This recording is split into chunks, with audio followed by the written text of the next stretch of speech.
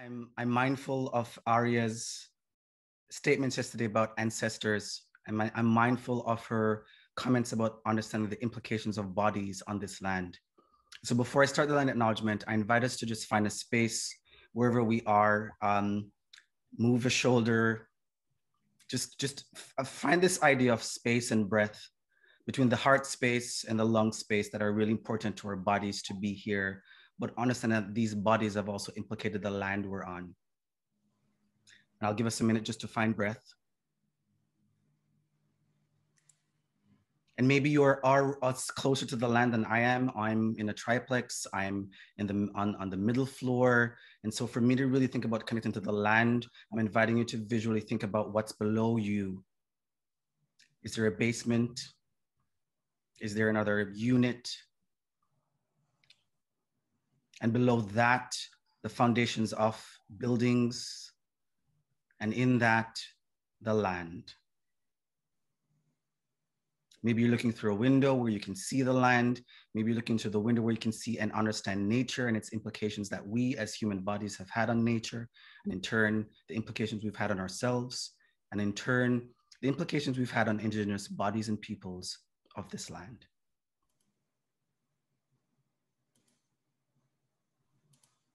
And between this breath space and heart space, I encourage you the openness of the mind space. When Charles and I, when we talk about doing land acknowledgement, we talk about it being as personal as it possibly can be, because it's our own individual implications on this land. And so in honoring and reconciling, we have to understand the ways in which we walk through, move through, and understand and breathe through this particular space we call Kanata, Turtle Island, and in turn, Takaranto. And from this presence, I'd like to acknowledge the sacred land we work, create, and find breath. This land has been the site of human activity for over 15,000 years, and is the land on which I have danced, administered, and support the arts. This land is the territory, the traditional territories, Takaranto, where the trees meet the water, the gathering place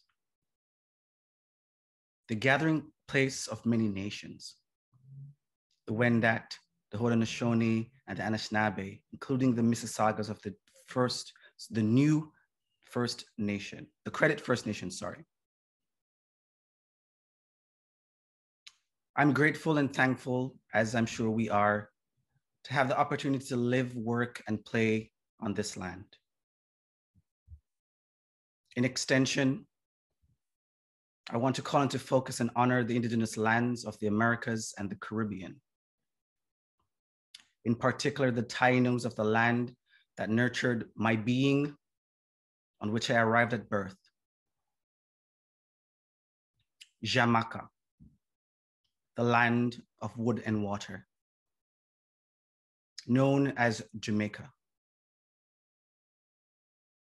As we acknowledge systems of oppression on this land, and in particular anti-Black racism and in many other forms of anti-racist acts, I'm mindful of the indigenous teachings and philosophies like the wampum belt,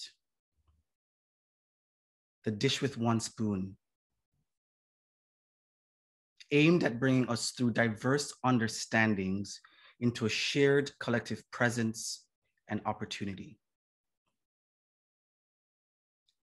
I find it fitting that this conference is now renamed Gathering Divergence, Multi-Arts Festival and Conference. The gathering for me is Takaranto, this space where Supamo holds an office that is based online, the space that we're in right now, a gathering of minds, of bodies, which I hope is open to find breath, to find empathy in everything that will be discussed here today and into tomorrow. Thank you for honoring this space, this gathering, indigenous presence, the presence of indigeneity in the Americas and across the world, and in turn, this land. Thank you, Kevin. Oh, wonderful start to our day. And so we're going to proceed with our panel on festival planning, COVID-19 and programming implications for IBPOC and equity-seeking artists and arts organizations. It's really clear that no doubt COVID has had an impact on how we gather. So part of the divergence issues in our gathering, and our resilience to maintain our work despite the impact of COVID-19 and the inequities that have been surfacing during this time, whether it's anti-Black racism, anti-Asian racism, ongoing anti-Indigenous racism, Islamophobia, etc., have become accented during this time. It's almost as if there is a sort of exclamation points behind it at this stage. Despite this, our communities continue to look at ways of connecting, of bringing people together, and of sharing the arts. So this panel on festival planning is being moderated by our dear colleague, Parul Panda, and the panelists on it are also colleagues of ours working in other areas, Paula Gomez, Peter Tall, Laura Nani, and Pam Patel. The bios, as we mentioned, will be in the chat room, so I'm not going to go into them in specific. And I'm going to hand it over to Pearl to start the session. Pearl, over to you. Thank you so much, Charles, and welcome everyone. Good morning to you. It's lovely to see some familiar faces and some new. Very happy to be here with you this morning and super, super excited to engage in this very exciting and very needed conversation.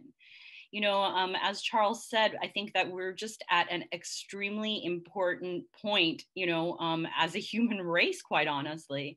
We've been given this kind of opportunity to pause, maybe not necessarily for the reasons that we want to pause, but regardless of it, what we've realized, I believe, you know, as artists, arts producers, as just human beings, is that there are many things that, you know, perhaps don't need to go back to the way that they were, you know, and that we are in a place and an opportunity of change.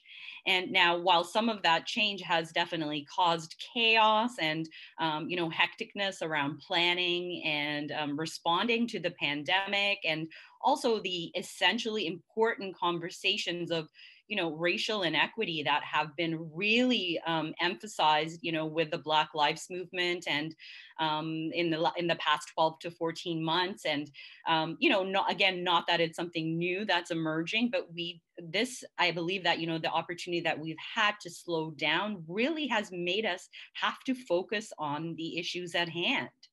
So today I'm very excited to talk to, you know, Laura Nani from Summerworks, Peter Talk from Afrofest, Paula Gomez from Muse Arts, as well as Pam Patel from MT Space.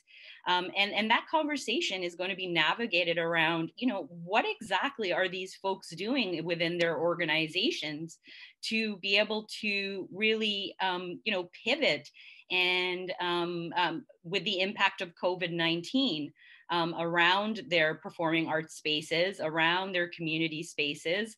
And furthermore, what are the impact of how how festivals are being planned, and how we as programmers and producers in the sector are really thinking about going about that planning. So we're going to speak a little about obviously the impact of the pandemic.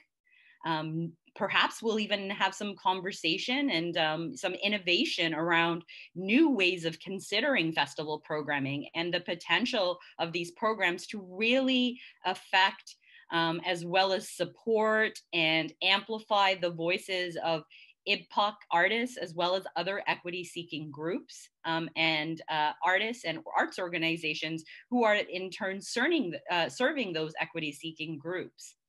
So, and of course, we're always, you know, mindful of how and when we can bring in the conversation of applying, you know, addressing anti-Black racism within the aspect of these spaces and these places. So I would love to just, give each of the panelists just a little bit of an opportunity to introduce themselves. Obviously, we have their bios, but just a little bit around the work that they do and the role that they hold within their organizations. So first, I would love to invite Laura Nanny to give us a little background of SummerWorks. Sure. Thank you. Thank you, Pearl, for setting that context, and Kevin for the land acknowledgement. I'm really honored to be here with everyone else on the panel and to see so many people here today to listen and participate. I'm Laura Nanny with SummerWorks. We are an organization that's dedicated to expanding the possibilities of performance, how it's created, how it's experienced, and how it's presented. We have two festivals that we normally produce every year: the Progress Festival of ideas and contemporary performance that happens every January, February, that's co-presented with the Theater Center. And then we have the SummerWorks Festival that normally happens in August. I say normally about both things because during the pandemic, we've had a very different approach to presentation and development of work. I'll leave it at that. Thank you so much, Laura. Appreciate the introduction. I would love to now turn to Peter Toe from Afrofest. Well, thank you very much for putting this together, and I really appreciate everybody coming to listen to what we have got to say. I'm Peter Toe. I'm the Executive Director of Music Africa. And even though I've been with the organization since 2009, I would like to say my actual journey began in 2016 when we did have an issue with the city of Toronto. At the time, they said they wanted to reduce the size of the festival, or the length of the festival, from 2 days to 1 day. And what happened is, while we were going through that fight, I personally received more than 200 personal emails from random people in Toronto saying that I should continue doing the work I'm doing, that it's greatly supported. And it gave me a different perspective on how to look at the city and how our community looks at the work that we're doing. So based on that, I now changed my approach and actually took Music Africa and took the work of Afrofest full time. And so far we've been able to grow the festival, I think, about threefold financially within the past 5 years. Thank you so much, Peter. And that's great news. And, only good vibes towards that momentum that's coming your way. Very important work that you're doing there. Next, I would love to invite a little introduction from Paula Gomez of Muse Arts. Thank you very much, Pearl. And once again, thank you to the entire team of CIPAMO for putting this important conversation together. It's very much appreciated. I am Muse Arts Program Director, as well as the co-founder and producer of Happening Multicultural Festival. But before I kind of explain what Happening is, and I wanted to explain that through a very small video, if that is okay to share. I would like to just bring to the space and recognize and probably make some of you aware of the realities that are happening in Colombia, the place where I was born and where I'm bringing my indigeneity as well. So the government is killing our youth there because they are protesting injustice. So I just wanted to bring this here because I want to acknowledge that I'm deeply impacted by those realities and realities of many other aspects that we are witnessing, the amount of violence to many other indigenous communities around the world, including those who are in Palestine. Happening Multicultural Festival, Toronto's first and only festival made by community artists, is back.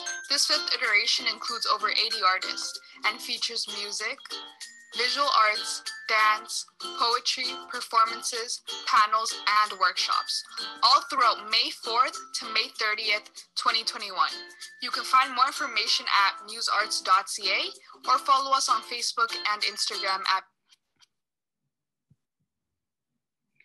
So what we have created is a space to give the center stage to the art and talent of artists that are part of diasporas, artists that had experience of relocation, either by choice or a forced relocation, immigrants, newcomers, and refugees.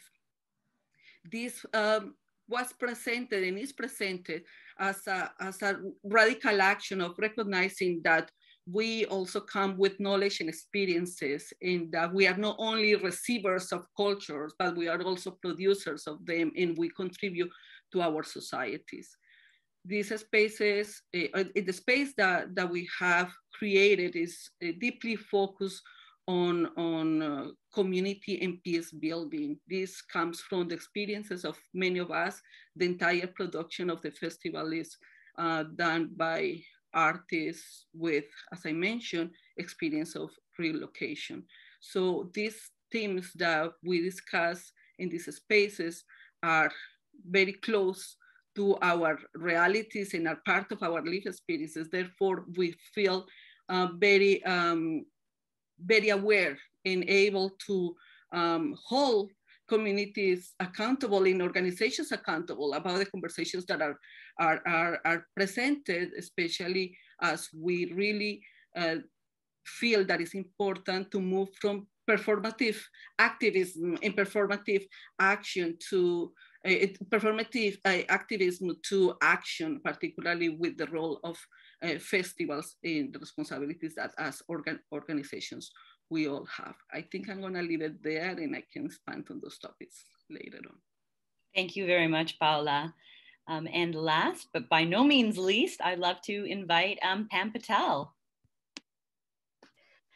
Yeah, thank you so much to Sepamo, Parul, everyone for having me here. I am speaking to you from the Haldeman Tract, which is Six Nations territory of the Anishinaabe, Haudenosaunee, and Neutral peoples, also known as Waterloo Region.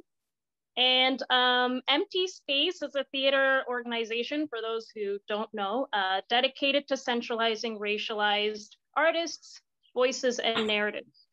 And we actually have a biennial international theater festival, which I'm in the midst of preparing for right now, called Impact, which was really founded to be a sort of nexus of exchange between local, national, and international artists who are racialized and marginalized in their communities globally. And there's so many things that just resonated with me that I wanted to just share, like the relationship and the perception with municipalities is like just a huge thing that I feel like we also deal with whenever we're doing our Impact Festival. And also, Paula, I'm so glad you brought up what's happening in the world, because we also work a lot with newcomer, immigrant, refugee artists, and our hearts are always heavy with what's happening in our homelands. So that's something I feel like I'm carrying with me this morning too, is a bit of a heavy heart, but I think that it's all really important, and it always informs the work. And I'll also mention that with an organization that was really founded by newcomer, immigrant, and refugee artists, we bring our cultural practices to not just the work, but also to how we operate. So this is sort of something that feels a bit like a lifelong journey that we've embarked on, but trying to establish a model that is outside of, the Eurocentric kind of institutional models that exist here, but are actually very reflective of how we would operate if we were back in our own sort of system, so to speak. So it's something that I feel like is really new, and I know there are a lot of like-minded folks doing the same type of thing. Thank you so much, Pam.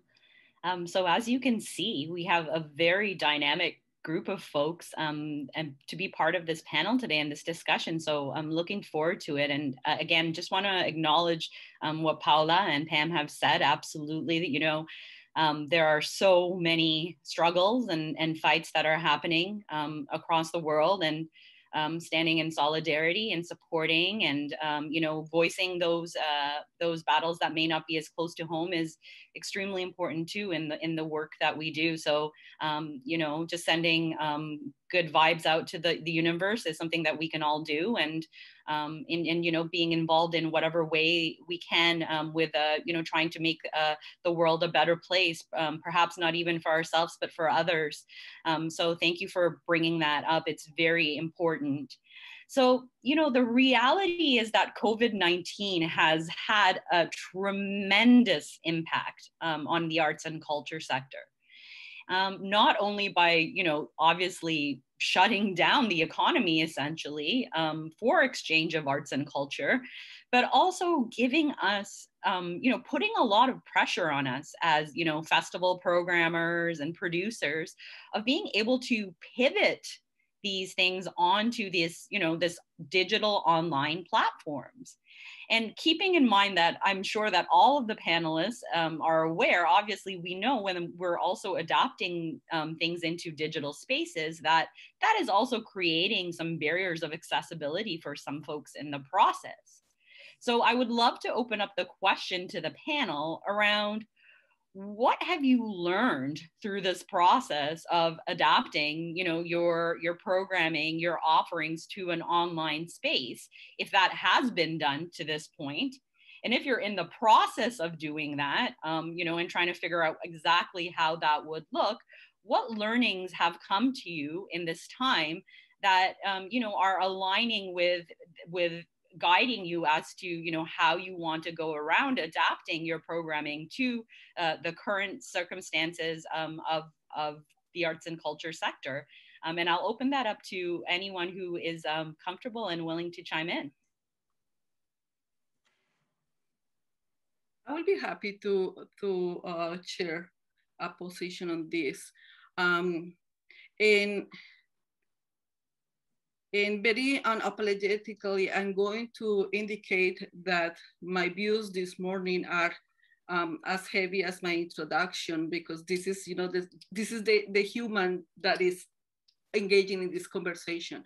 So I want to start by sharing with this amazing group of people that we at Happening Festival had a recent loss. One of our guest speakers for the festival next week passed away due to COVID last weekend, and he was the one coordinating the panel. So my interaction has been very constant with Aaron. So I want to acknowledge Aaron Bihami, a journalist from Eritrea who lost his battle to COVID. I also want to acknowledge that Maestro Jorge Lopez, who actually started and motivated me to start Happening Multicultural Festival, is fighting for his life at the IC unit due to COVID, and he has been there for six weeks. So we are dedicating the festival to them. And the reason I'm indicating this at the very beginning, acknowledging this, is because we are the human individuals that are also struggling emotionally, physically, with the realities, not only of the world, or if we are part of a diaspora, but the discrimination, the racism, the everything else that is around us and that is in our face and magnified through the pandemic. So I want to say that the work that we do is essential, and we are the individuals also having to do the work and doing the work with all the love, but also dealing with impacts that are in other spaces that are not necessarily shown on the online platforms that we are trying to use.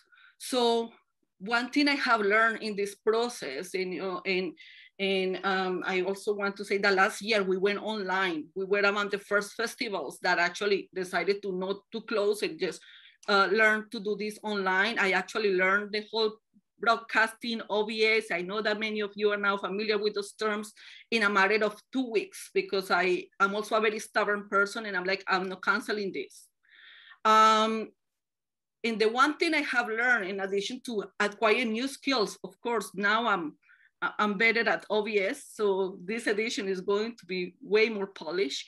I learned to be flexible. I learned that nothing is really written in stone, and my plan could be A, and many of these things that I had in my plan won't actually take place. And the truth is that having experience and having gone through the different losses that we have gone through, both individually and as a community in our community of happening multicultural, I am now okay with that. I'm okay with recognizing that there are things that I don't have control of as much as I want, because I truly want to have full control, but I don't. So, and also realizing the aspects of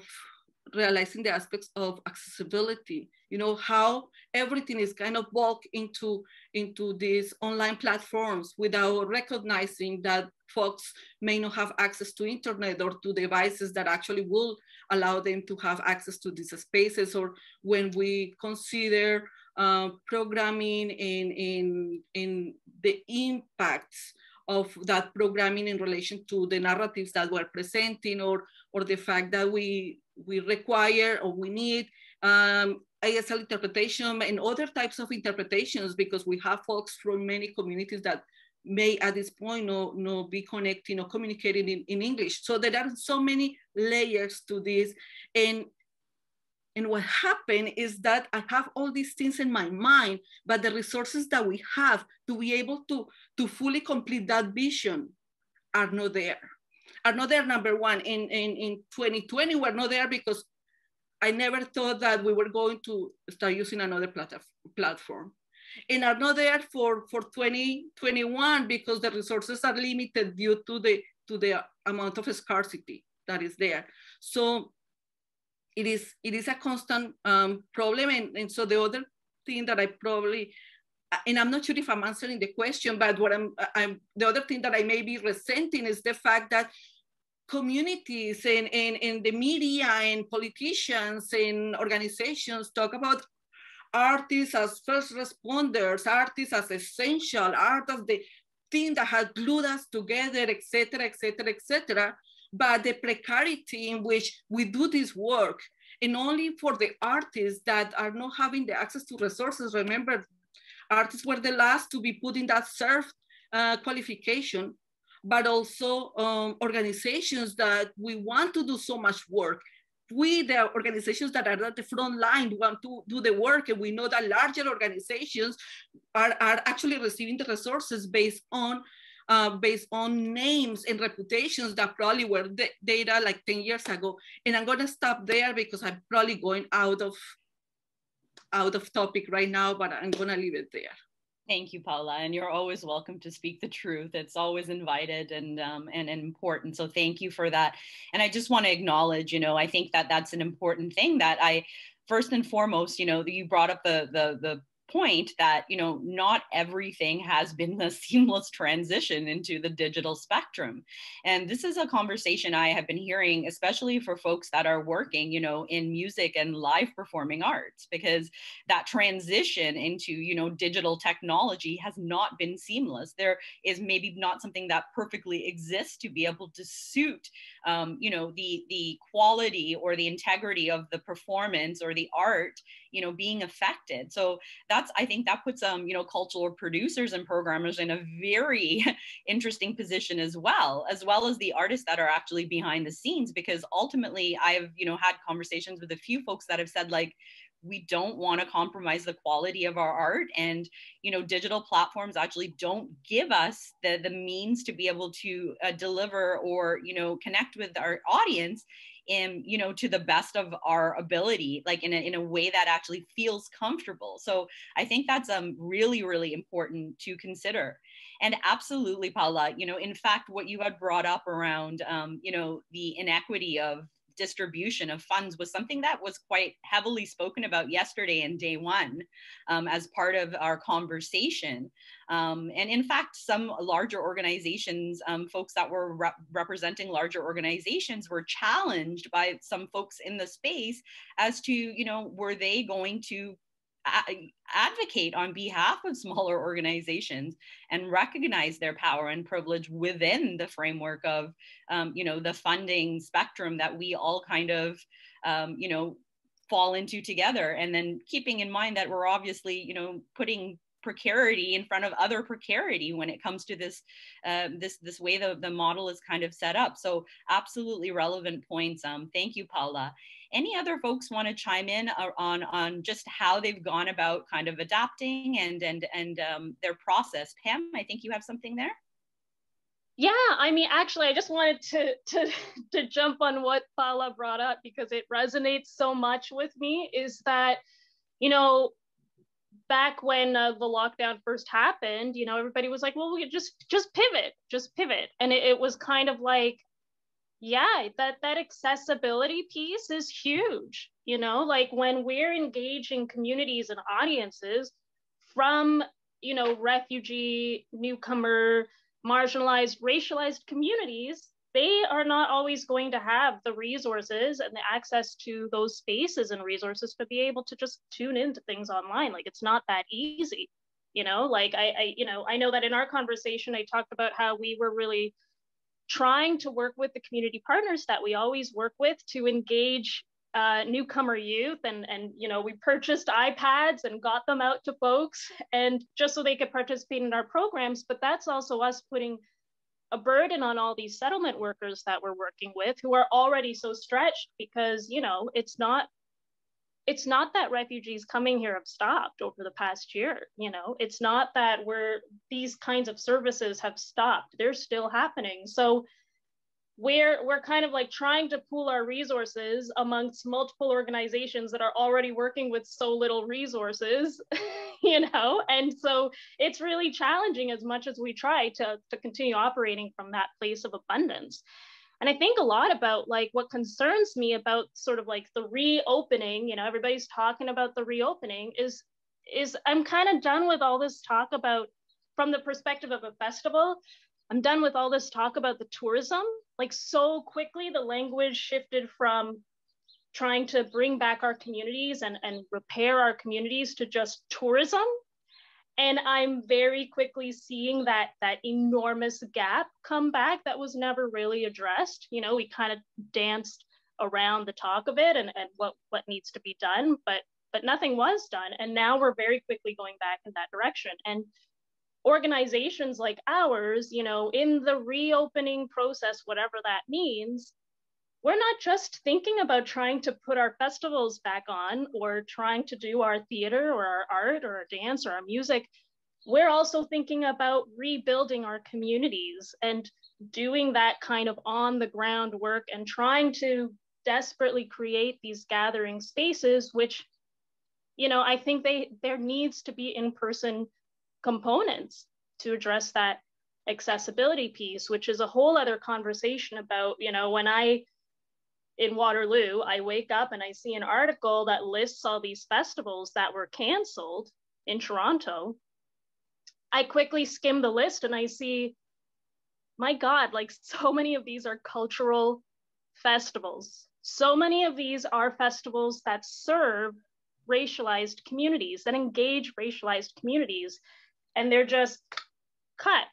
And then, you know, I get that there are other events that can continue, but it's back to that kind of, this is how logistically we're playing back into this focus on the tourism as opposed to rebuilding. We have like this golden opportunity right now. It's like a tiny, tiny little sliver of a window that's quickly closing to just build back better.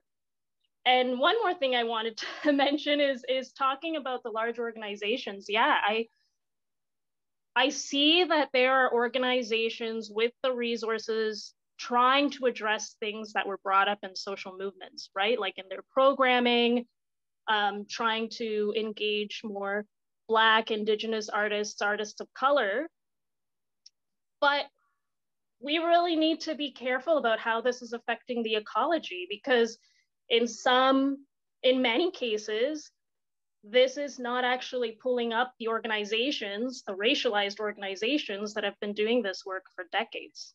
In fact, it's actually sucking the resources from these organizations that have been doing this work for decades. So we need to we need to kind of start from square one all over again already. Like, this is our norm. Our norm is having to constantly rebuild and start from the foundation and start from the ground up. And with this reopening and the aftermath of COVID, now we're doing that on a much wider scale because of the communities that we engage have been so incredibly affected. And that's not just local communities, but global communities, like Paula, like, I feel this so hard. As when I look at what is happening in India right now, it's devastating, right? Like, there are humanitarian crises happening all over the world right now, and they're being magnified. And this is affecting us here, even though we're not living in these countries. So I will I'll leave it at that.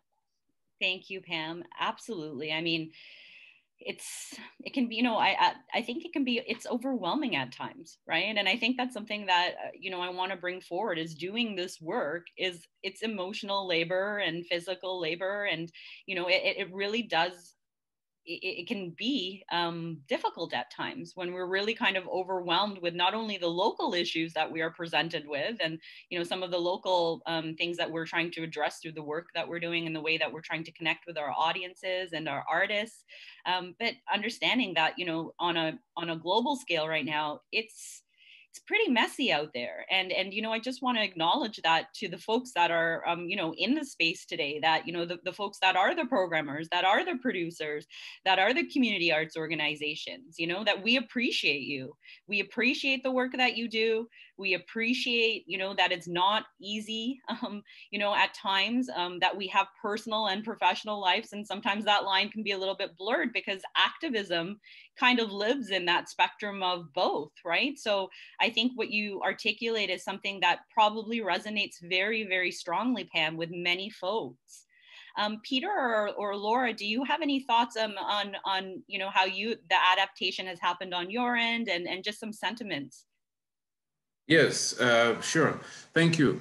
And I'm just going to talk a bit some of what Pam mentioned and also Paula. So take, for instance, the fact that most of the events that were canceled were cultural events. Now, what I've come to realize is we are the ones who mostly depend on, say, free venues from the city or discounted venues from the city. So when the city when the city or the province is putting any pressure, we are the ones who feel that pressure the most. Because if I own my own venue, at least I've got some bargaining power. I can make a case for myself. This is my venue. Okay, I can restrict what I'm doing. However, if I have to take permission from the city before I do something, if the city says no, it's difficult for me to operate. And also, when I've noticed something that with grant organizations, I think it is important that they revisit the way their criteria, because most times, say within the African community, an event like Afrofest, the last time we had the outdoor event, we had about 130,000 people come by. But the truth of the matter is we don't have that many members, paying members into the organization. Our community, they like the work, but they are not members of the organization. Meanwhile, most non-racialized communities, they've got members. So when the government now says, how many members does your organization have? We cannot show members, but we can show the number of people that come to our event. And so they look at it like, okay, but since they just come, they're not that committed, therefore we cannot support you this much. I feel, and I feel it's difficult for us to break through that. So hopefully, I'm really hoping that somehow this changes. Now, with COVID-19, believe me, I've got a new respect for marketing, because previously, well, when I'm doing Afrofest, you put the word out on Facebook, Instagram, and people just know, okay, this is the date that the event is taking place. It's easy. Now one has to get a lot more creative. You have to start making phone calls and sending out emails and do a whole lot more, engaging people more than I normally did, just to get a decent amount of traction. And on top of that, now, if I don't do this and I get people to attend or interact with the organization and the programs that we present, it may be, or it may be perceived that maybe we are not valuable. Meanwhile, our community is also facing their own level of problems that at this point, they may be asking themselves, is this the best use of my time? You know, so if we don't go ahead and present programs, we are going to be looked upon as, okay, maybe we're not valuable. Meanwhile, that's not the case. It's everybody's actually going through a lot. Then one other thing that I've realized through this COVID-19 is we as a community, we have allies out there. And sometimes in talking to some people, it may be a bit dangerous for us and for our cause if we assume that every organization or say partner organizations may not want to work with us. I recently had the Toronto Downtown Jazz Festival. I have to actually give them a lot of credit because right now I'm working with them to play some African artists on their platform. Now, I would not have known that they were open to such an opportunities for artists within our community. I would not have known that there are other organizations out there that understand what racialized communities are going through and are willing to help. So there are a lot of organizations out there that if we make the contact and are open, they'll be willing to accept us. Sometimes they don't want to be the ones to knock those doors. They don't want to be the ones to reach out. For some reason, I cannot understand. But as operating within the cultural space, I think we should also try to reach out to other organizations. Some will accept, some may not, but at least let's also try to reach out. The other thing is, as an organization, I think prior to COVID-19, we never did a good job to prepare our artists. We just looked at our artists as, okay, you come, you perform, and you leave. So now when COVID-19 hit, more artists will call me and say, hey, Peter, do you have shows for me? Or the government is giving funding, but I've not done my taxes in 2-3 years, so I cannot really make benefit from the program that the government, or from the funding that the government is giving. So at that point, I now realize that I have to do a bit more. I have to look at the well-being of the artists. How do they structure themselves? Maybe some of them don't know how to do it. So within our framework, I now had to change and organize programs to educate artists on being artists. What goes behind the scenes, because most of our artists just create. That's what they know how to do. They don't understand management. They come from, our life back home in Africa is different from here. So when you're talking about taxes, in Africa, nobody files taxes. So they don't understand the importance. So I feel there's that element of education that I've really found it really important to let people and to let artists within our community know what's going on, know the government, know sources of funding, how they can get help. And more importantly, know that we are here should in case they have questions. Even if we cannot answer, we can point them to where they can get such answers. And it's this whole thing, what I try to explain to you, it's not one size fits all. So all of us are going to face our problems. If we have to start talking about issues, we'll not end. You know, each of us has a different kind of problems that we're facing. And I really appreciate a platform like this because it gives me the opportunity to hear what other organizations like mine are going through, and also to understand how they are navigating some of these challenges, because it will help know there's that element of I'm not the only one going through this, and therefore we are going to overcome whatever situations we're facing, because it's collective and it's not individual. Thank you. Thank you, Peter. Well said. You know, some great points there that you've made. You know, and I think it's essentially important that we, you know, reflect on those things. Firstly, I just want to pick up on the point that you made around, you know, the way that things are assessed and looked at, right, by those who maybe are funders or supporting our projects, you know, through fiscal means. So, and that may not necessarily always translate. You know, I always kind of think about like deep impact versus wide impact, right?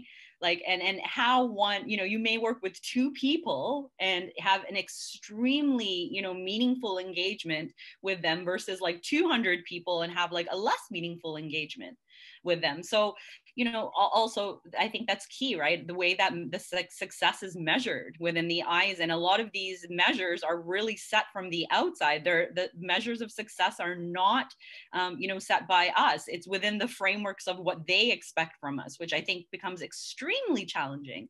And absolutely to acknowledge what you said around, you know, the extreme struggle and trauma that is happening, you know, and you know, especially raw right now in racialized communities, especially Black and Indigenous communities. And, you know, the fact that a lot of folks, again, that are living with these sorts of realities are dealing with, you know, intersectional oppressions. Folks are clearly exhausted, burnt out, you know, really trying to take care of themselves and their communities and the best that they can within the scope of, you know, any given day. I know with myself, I constantly have to check in with myself every day just to see where I'm at in that moment, you know?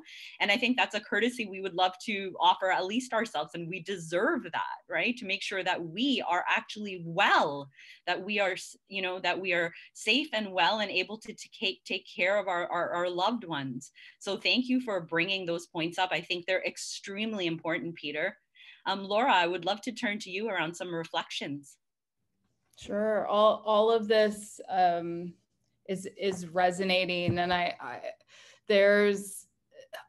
think for me, this period of time that we've experienced during the pandemic has really amplified some of the things that are wrong with our systems, and you know, it's also been an opportunity to resist some of and rethink some of those areas. One of them being the capitalist model that festivals, you know, are a part of.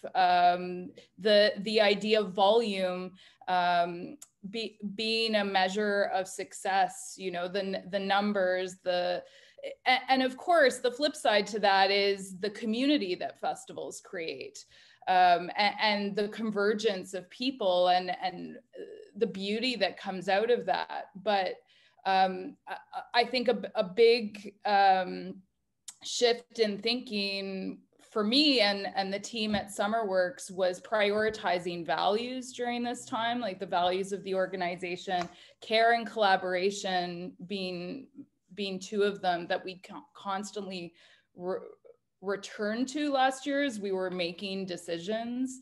And this meant, you know, when you're thinking about care, the care taken into shifting the amount of time that we give in processes, the care that we give in communications, very simply, you know, asking an artist to shift to digital, realizing all of a sudden their home space, you know, that not making assumptions about what their work environment is and what they're able to do technically. So trying to create different opportunities for people to create, like, I think, you know, what you said, Peter, about not one size doesn't fit all.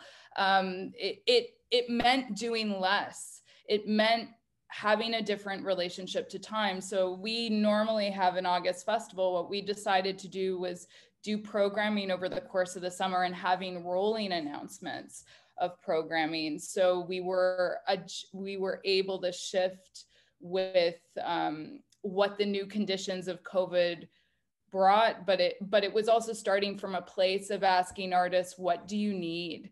and not assuming what artists needed. I think that that's been a huge learning for us in trying to build contingencies in, so we, you know, we're able to be generous and responsive. And the same with other organizations, you know, like Pam mentioned, there are organizations that have been doing the work.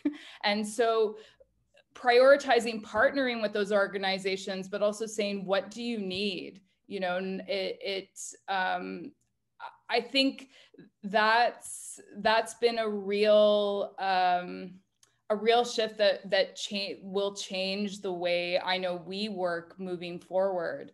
And in terms of accessibility, I think what's also interesting is that the disabled identified artists have been working digitally for a really long time. You know, they've been dealing with there's a lot to be learned from the disabled community about how we can work within these platforms. And so as much as it creates a barrier because not everyone has access to the technology, and there are layers to it around language, around whether or not people can even have a home space. Like, you know, it makes assumptions about whether or not people have computers, whether or not people have a space where they can, in the privacy of their own home, watch or engage with something on a computer. But there are also tools that have been used by certain communities that have been used long before the pandemic. So I think, you know, that I'm constantly looking at the flip side of the you know, the challenges that this moment presents, but also the opportunity to amplify, give more resources, and learn, you know, center the folks that have been doing it well all along, you know, as opposed to, or like, there are a lot of organizations that are all of a sudden responding to the things that are being amplified socially in this moment, and trying to reinvent the wheel, or only starting with you know, the representation in their programming, but not doing the work to like make sure that it's in the DNA of the organization at all levels. And that's the really important work that I think needs to happen before, you know, before we start talking about reopening and going back to a normal. Those are some of the things that I've been thinking about. Thank you so much, Laura. Absolutely. I mean, I think they're really important points there, right? And one of, you know, what really kind of came to me as you were speaking was recalling one of our panelists from yesterday from Propeller Dance, and which is a dance company that works with folks with different physical abilities, based out in Ottawa. And Laura, one of the things that the panelists said was that we have always been, pre-COVID, post-COVID, we've always held to this, you know, to this value that we will do things in the time that it needs to be done, like, and that it takes to be done, pardon me. And I just thought that was such a strong way of resisting that kind of system that you speak of, right? Like, that we're constantly pushed into these, you know, timelines and these schedules that perhaps don't, you know, actually align with the best of our the folks that are participating, for the folks that are actually supporting those who are, you know, the artists or the participants and so on. You know, and what you speak about in terms of care, I think, you know, there's something so profound to be said about community care and just care for one another at this time, where again, we've kind of been put in this like flux situation where time and space kind of, you know, has not become linear, and perhaps has, you know, become a little more still. And I really value what you said around like checking in with other partner organizations, you know, other collaborators, and being like, you know what, actually, what is important here is like, how are you? What do you need? Right? And I would imagine that when we approach the situation with that sort of generous offer, that also creates like that reciprocity, right? I think it opens up the opportunity to also receive generosity in return. So that when we have to ask for help, that when we need to ask for support, it opens that up in a way that seems, much more accessible. So those are, completely valid points. I think that's absolutely important that we remember this. Here's a time and an opportunity for us to resist some of these systems that have been damaging to, our communities, to, our organizations. And I really strongly believe that this is an opportunity to really, take some of these systems that no longer serve us, take some of these, ways that are no longer ways that are current and relevant, and in fact leave more harm than good. So I think that's essentially important to kind of carry forward as we come through the recovery phase of this pandemic. One of the points that I think that really is important to kind of also reflect on is also the idea I want to acknowledge that multiple panelists have brought up. This idea of, first of all, larger organizations, catching on to some of the, larger issues or things that are, being amplified at this time through, the reality of, again, racial injustice and so on that really is occurring. And, often canceling out the smaller folks who have been doing the work for eons of time, right? That have been doing the work for so long and have put so much labor into it and so much love into it and so much thought and really prioritized, putting their community's needs at the heart of what they're doing, to all of a sudden have folks who are, again, have larger capacities, have maybe perhaps likely larger budgets, larger teams to kind of swoop in and, kind of be like, oh, we're going to pick up on this work here. We're going to pick up on this moment, this work in this moment, and how it impacts, the smaller capacity, mid capacity arts organizations, and the harm that it can have. One of the things that immediately comes up to me, because I recall this, if I'm sure many folks do, after George Floyd was murdered more than a year ago now, there was an abundance of, anti-Black racism statements that were coming out left, right, and center from arts organizations. So, I thought we could maybe pick up on that in terms of, what is performative activism versus, what is genuine activism through the platforms we have through, our festivals, and how do we really, concentrate on making sure that we are amplifying the voices that are the folks that, that number one, belong to the communities that we're trying to support. And number two, that we are doing it in respectfully, with that sort of collaboration.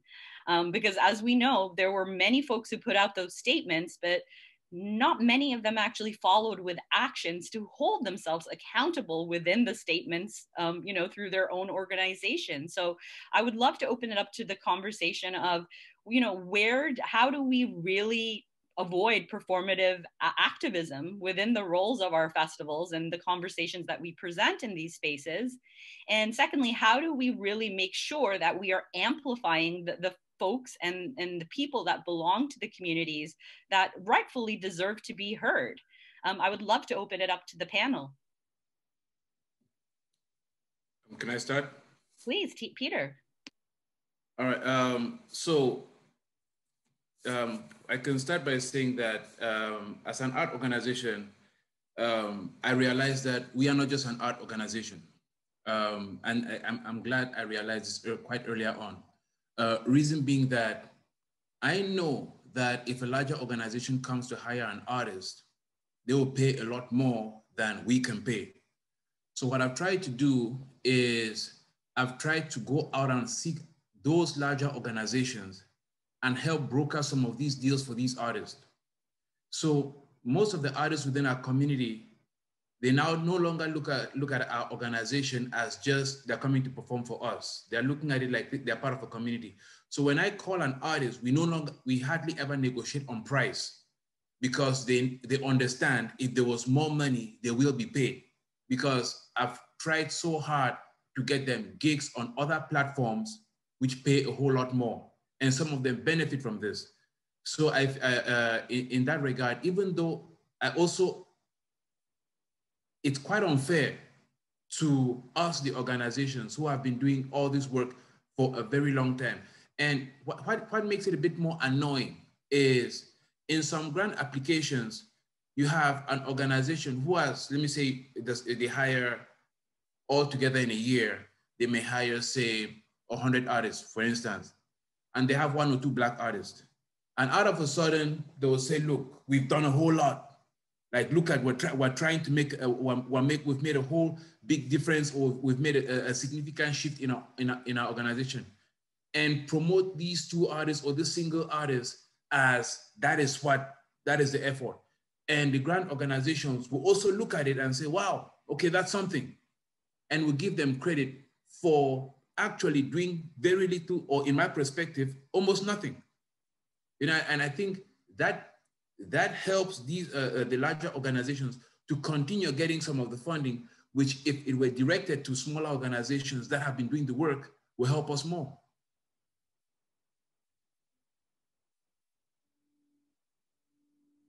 I muted myself. Sorry, excuse me.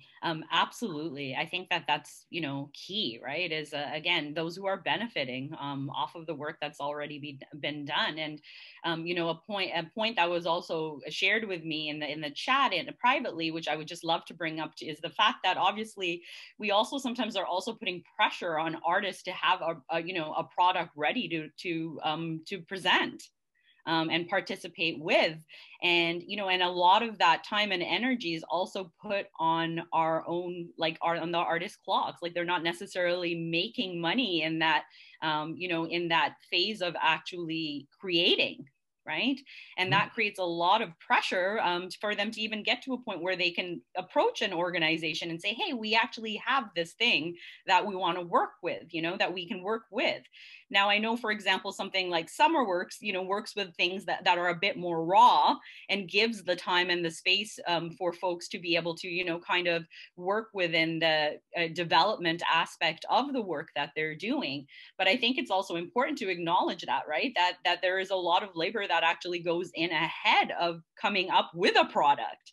And this is a conversation that I know I've heard many of my colleagues have, that especially those who are in their creative process, like, those things are not often compensated for.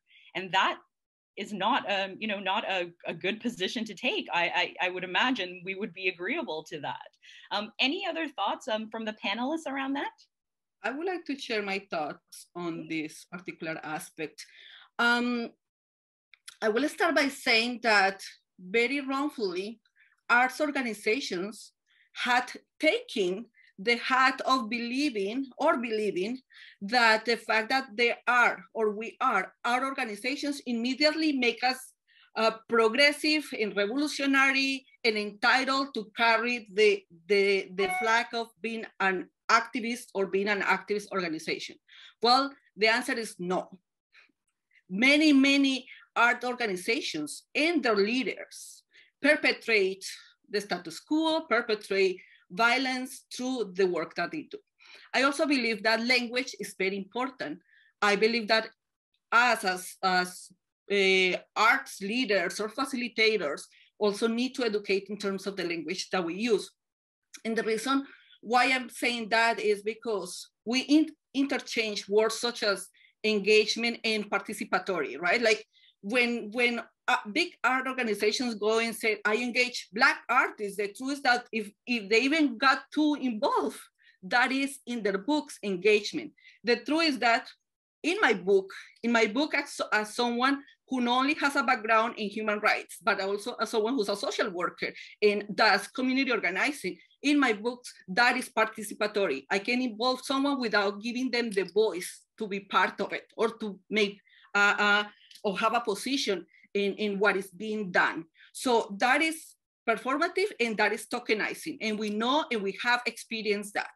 The other thing that is so true as well is that as artists, and some of us that may belong to some of the racialized organizations or racialized communities, and that therefore our communities may have been silenced, sometimes we also are at fault by validating those processes. Because this idea of representation appears as if folks don't take into consideration something called intersectionality, which is recognizing also the power that I may be holding. Yes, I am a refugee to Canada, but guess what? I am one of the lucky ones that had a passport and education to be able to come to this country. So yes, I'm holding privilege in the space that I am right now. The fact that I can be here for 2 hours, that is a place of privilege. So what I'm saying is that sometimes we're also at fault by validating processes of organizations that are not doing what they have to do, and that we really need to I really want to go back to something that Laura said at the beginning in her intervention just a little bit ago, and is, you know, there is no need to reinvent the wheel. You know, when I hear folks talking about how festivals need to be communities, and I'm thinking like, wait a second, we are a community arts organization and we created a festival with the purpose of having a community more than a platform. So we actually have a community of 250 artists with relocation experience, where the question, and we didn't bombarded our artists at the beginning of the festival with these emails, like everybody decided to send emails about, oh, in these difficult times, on these unprecedented times, let's all be okay and be together. No, we took the time to call each person over the phone and ask, how are you doing? Are you okay? We also did other actions of radical generosity, and I can explain that in another moment, but we did actions of radical generosity, and is, are you in position to record your performance? If you're not, we're still gonna pay you. And we knew that that represented something, but if I am aware of my privilege, I will also know that there is more security in my resources and my salary than the salaries of already precarious employment that many of the gig artists are involved with, right? And so I just wanted to bring that into the conversation because I think it's crucial that when we understand what performative activism is, we really need to understand what activism is in the first place. And also the fact that there is a lot of, you know, things become trendy.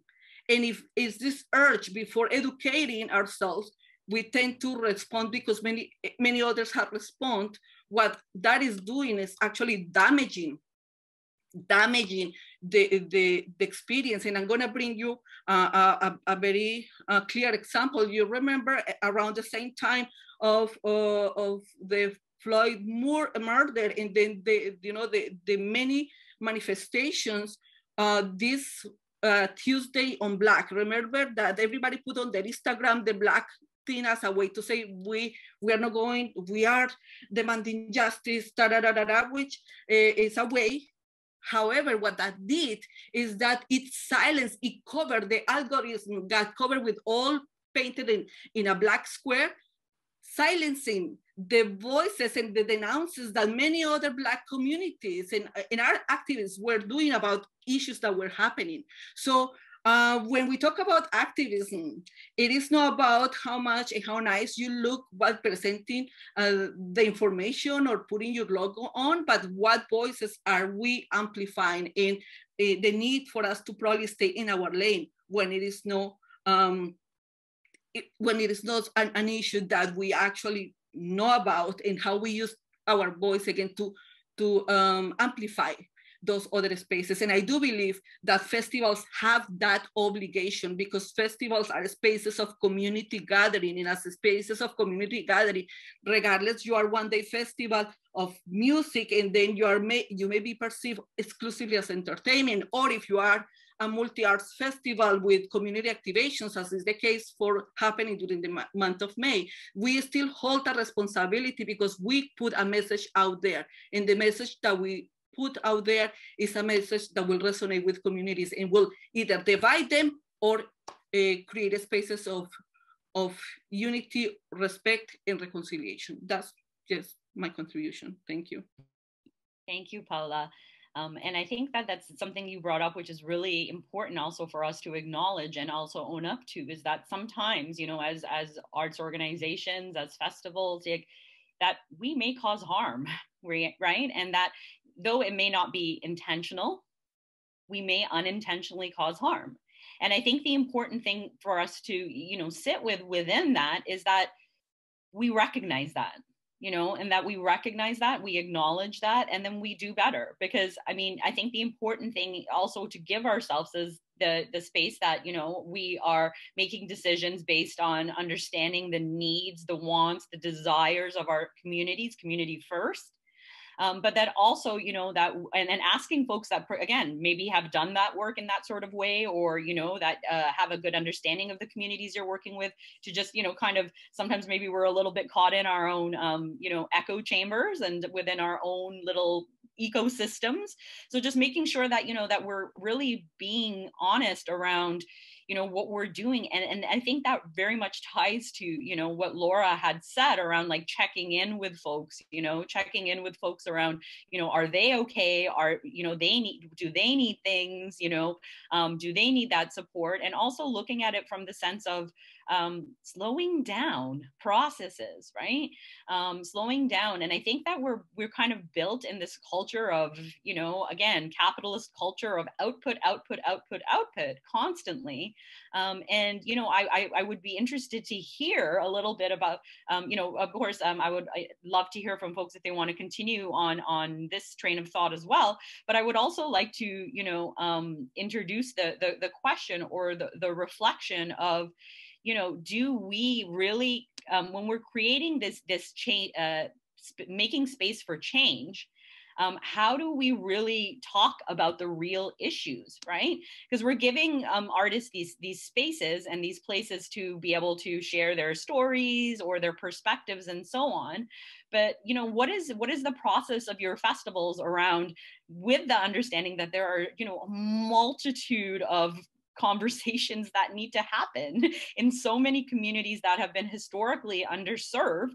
You know, how do we really prioritize? And forgive me for using the word prioritize, because it's a, you know, difficult kind of word to put in this out there. But the reality is that we can't give space to everyone for every reason, right? So I would love to know a little bit about around what is your process that you go through around that, and how is that looked at from your festival's perspectives? I'd love to open it up to anyone that would like to jump in.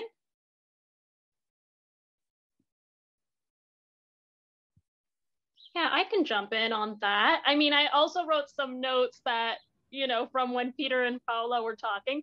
Please. But just to say that we're always looking at who's holding the power in the room, because it's so easy to, you know, if folks in your team are holding certain titles, then that kind of gets misconstrued as having a level of power over people.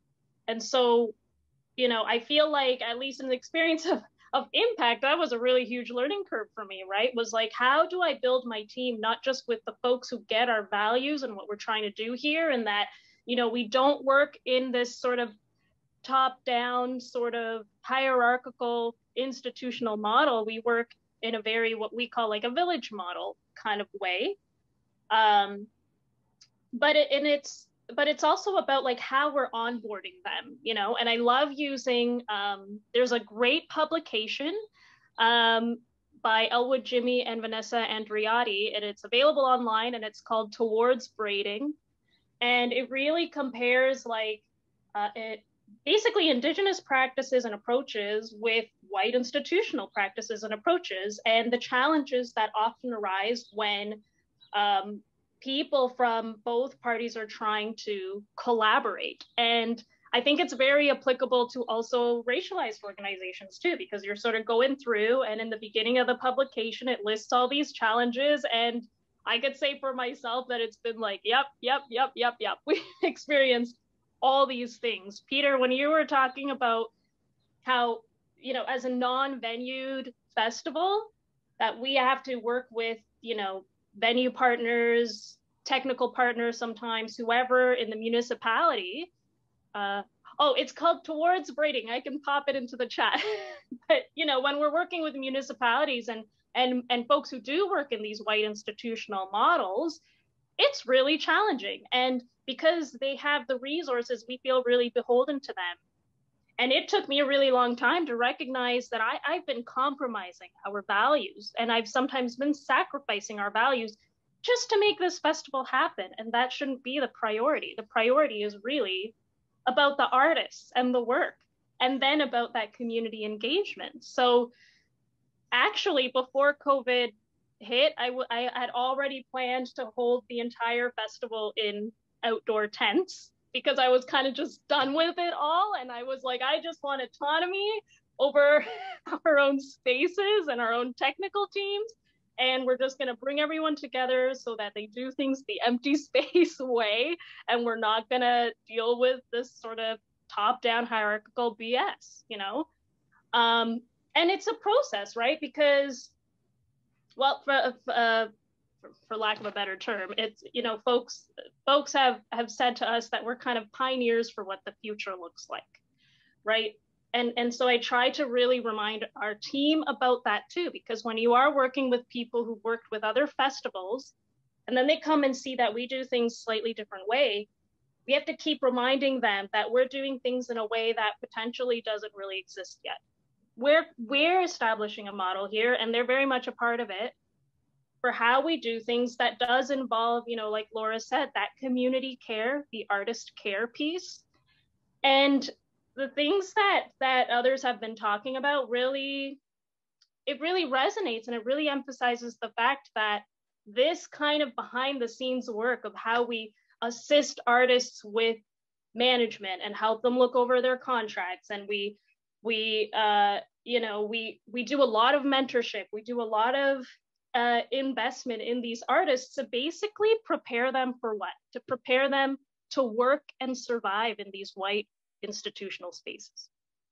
And then they go there, and I know for myself that, you know, I've received a lot of phone calls from artists who work in these spaces, crying or you know, feeling really challenged by these systems that are really harmful and are perpetuating this violence. But you also want to encourage them, you know, getting these opportunities to perform on these large spaces and get that paycheck, because we just can't compete in these fields, right? Like we as organizations and festivals don't have those resources to do that.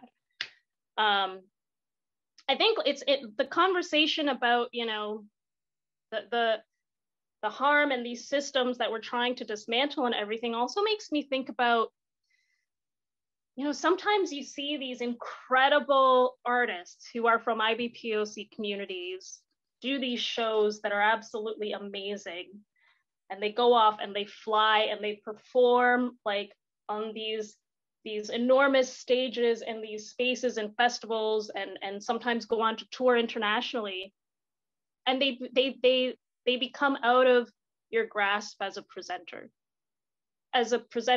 who has these limited resources. And so you either have to find a partner that you feel beholden to, who's larger than you and has the resources to help you present this work by these incredible artists, or you just have to move on because you don't have the resources yourself. And what happens there is that, you know, racialized organizations who are so connected to the communities they serve miss out on that opportunity to bring this work to their community and to share it with the communities that they're very much connected to on a daily basis. You know, an example is there was a piece by a group that I really wanted to bring, that I was like, this would speak volumes to the local Indigenous communities that we've cultivated relationships with. And it was just kind of out of my grasp. I tried to work with the local venue on bringing the show here, and we sort of did a pilot to test out our relationship with one of our own shows, and it was a disaster. And I was kind of like, I don't want to deal with this kind of relationship. I don't want to deal with this BS with this venue. I'm out. Either I do it alone or I just don't do it at all. and those were the only choices I had. So I didn't bring the show. And so it was really unfortunate because, you know, I do see these large venues, then these large roadhouses especially, bring these shows here, but they don't reach the communities who should be seeing this work. And so it's just this question of like, what are we doing here? You know, like, what are we doing here as like artists and companies and folks who tour, like tour managers and presenters and festivals? Like, it just, you know, I think that kind of the silver lining in it is that Empty Spaces found ourselves really being able to present a lot of work by emerging or sort of lesser known artists, for lack of a better term, to you know, to kind of like to kind of give that sort of exposure to presenters from across the country, and then they recognize, oh hey, look, there's these awesome artists that I could be presenting. And so we try to build these relationships in that way, and I think that those with the resources should also be doing that. Like, they shouldn't only be presenting sort of like the superstars that check their boxes, but they should also be providing a space for emerging artists and for, you know, local collaborations and residencies and all that stuff. And I see a bit of that happening, but I don't see it in a way that is also bringing the communities along with them. So that was sort of like a very long tangent, but anyway. Thank you, Pam. No, I mean, I don't think it was a tangent at all. I think it was very well said. And I would love to, and I don't mean to put her on the spot, but Laura, I would love to hear you vibe on that, just specifically based on the fact that Summer Works really does take and honor that development process with their artists and that exchange. Just some of your thought around maybe reflecting on what Pam has said, and maybe some learnings, or, you know, learnings in motion, shall we say, Sure. that Summer Works is kind of going through at this time. There's also, I wonder if I can also loop into, there was some earlier invitation to respond to the idea of performativity, and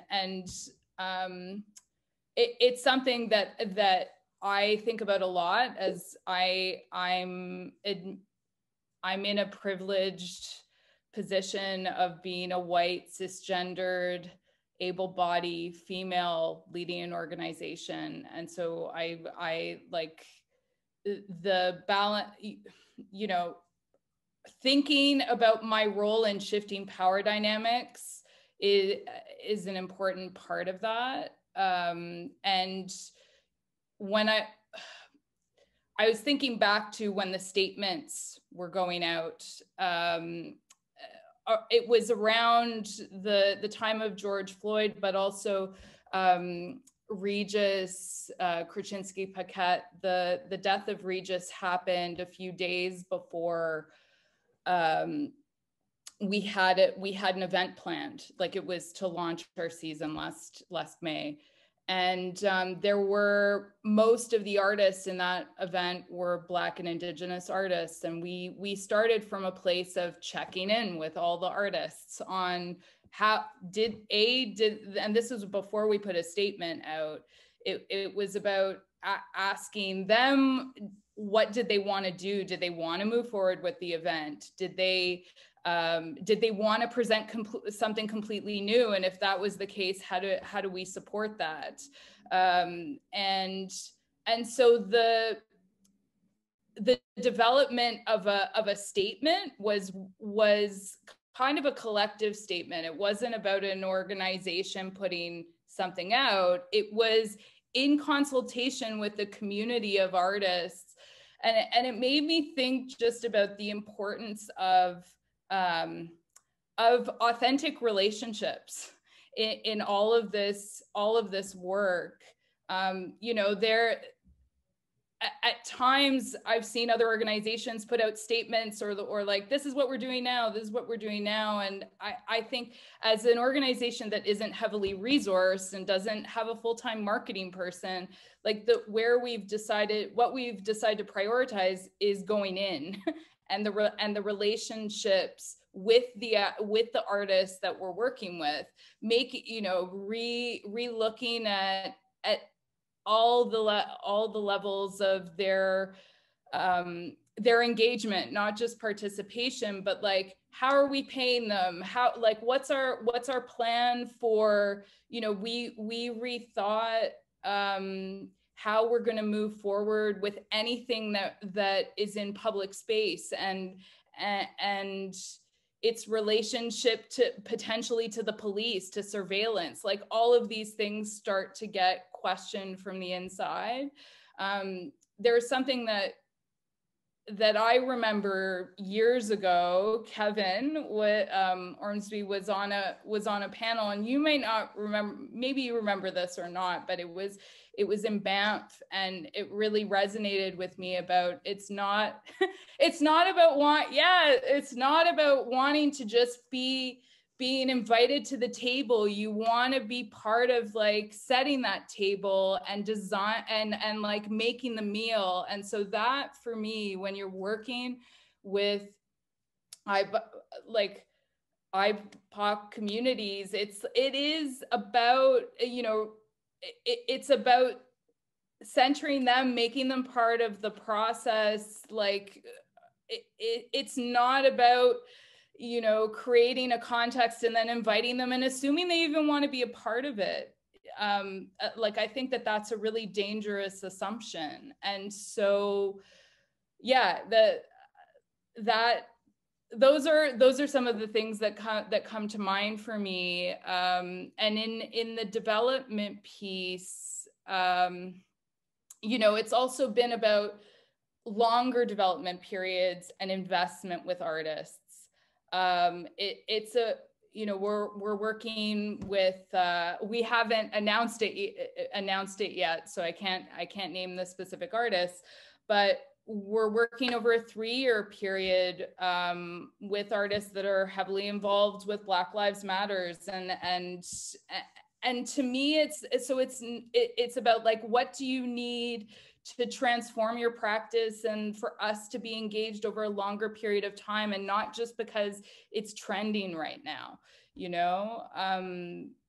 Those are, hopefully that answers some of what you were looking for, Pearl. I have lots of... No worries. I know that we have, listen, all the conversation has been so meaningful, and absolutely, Laura, there's great thoughts in there that I'm sure that we can all, you know, take value in. And I just want to, you know, echo back what you said as well, because I think that it's, you know, it's something that in my own practice, and specifically, I will say, you know, since I've been working in the community arts, it really has pivoted my practice. And what I mean by that is, you know, exactly what you've articulated around, you know, putting the artist first, right? Like putting the artist's needs first, and also, you know, not assuming the creative process or, you know, the way they want to go about going through that process as well. And I think that what we have a tendency to do, and this, you know, extends to not only festivals, but I think programming broadly, is that we, you know, sometimes we fall under the action of being prescriptive around what we want folks to do, right? And that often can be quite tied to, again, the outcomes that we have told our funders, right? And that becomes, I think, a little suffocating, maybe for the creative process itself. And I love that, you know, you have really articulated clearly the value in like putting the art, making it artist-centric or creative-centric process. That, you know, it is about receiving what it is that those folks want to do, and creating a space for them to then succeed, and giving them the support and, you know, whatever it may be that they require in order to make that successful.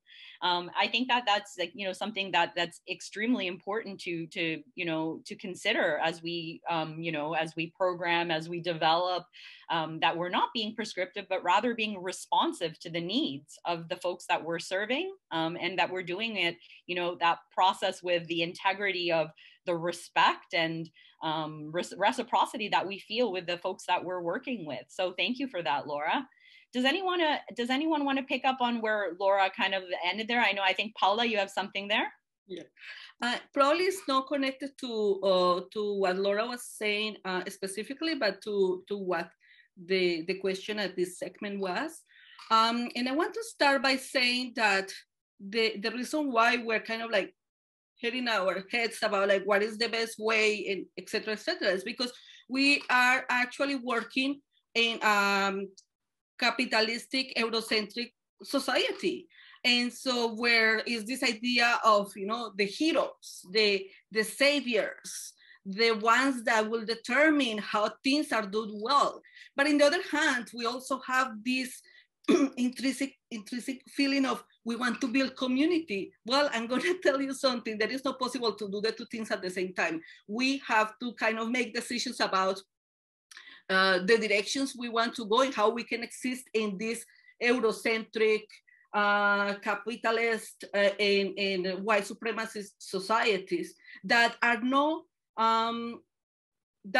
given space and are not meant to give visibility and priority to folks that don't meet that place of privilege that we already know. And in that sense, I believe that it's very important that we consider what we mean by community. And so what it is to actually join forces and work together towards organizing, where we remove the word serving them, or we work for them to say they are equal participants in this process. And we acknowledge that sometimes for us, it is to be in our lane. You know, it's not really about us and how we do the work or how well we do the work, because the other thing, that's where it becomes again performative, and is that, oh, we have done this as the festival or as the arts organization, we have done this, whereas actually that is produced and created thanks to the contributions, the talents, and the skills of the folks that are part of the process, and most likely having access to less resources for the work that they are doing. But in that sense, and what I want to get to is that there is an immense need for us to organize. And by us, I mean organizations and festivals that have at the core the interest in work in the personal, interrelational, social, and political, because what we are discussing here, like what I'm hearing here, and I'm really glad to hear that, is that we are all very interested in going deep into what it is to use these platforms, these communities that we use to actually create real change in transforming. But for us to get there, we cannot continue doing it like in Iceland, but more like together. But what that together means, like who gets the title, like who's the hero? Again, we have to go into a process of recognizing that we still operate in a very Eurocentric society where we want to be the heroes, where we want to be the first, because we also operate in a place of precarity. We have to fight for the same resources. Therefore, we have to post continuously what we are doing so we're visible and noticeable. And what I invite all of you, everybody that is here, and I'm very happy that we have over 60 people in this platform right now, is that we start working from a place of abundance, which means that we're not going to be fighting and competing, but we are going to celebrate what each other is able to do. And in addition to that, in celebration is creating the space for the smaller organizations to move forward. And the moving forward sometimes will imply that you have to remove yourself from the spot, or that you need to bring the other organization, the other artists to the level that you are at, if you truly feel that this is important. Because if not, it is also okay, but I think it's very important that we are kind of clear on where are we standing, because that will actually move forward any conversation that we have from here on. And by here on, I mean moving to 2022. Yes, and I think we're all ready for that 2022, and hopefully, sooner as opposed to later. A little more patient, I suppose, is required of us at this time. So I just want to take this time, first and foremost, to thank each of you, Laura, Pam, Peter, Paula. Not only are you wonderful human beings, I really appreciate the candidness, the honesty, the intelligence that was put into what you've shared today. You know, these conversations are conversations that need to continue. And SIPAMO has been so essentially important at creating these spaces for folks to kind of gather and collect. And I think that, you know, one thing, aside from thanking you for your generosity and your time, I would love to just leave with the group as well, is that we're here for each other during these times, right? And I think that it's important that we are, to the best of our abilities in any given moment, that we support each other in these times, because clearly we understand and we can see that, you know, people are doing the best that they can with what they've been given. And the, you know, what it is available to them in terms of tools and platforms and so on. But, you know, that also that we need to care for the human being, right? The person, the individual, you know, the artist, the arts administrator, the creator that's behind the scenes as well, you know? So I just want to thank you all for everything that you do. I know it has not been an easy year for any of us to kind of navigate. And I wish you all independent success and luck, whatever that may look like in the months ahead. And we're very excited to see what comes for the festivals.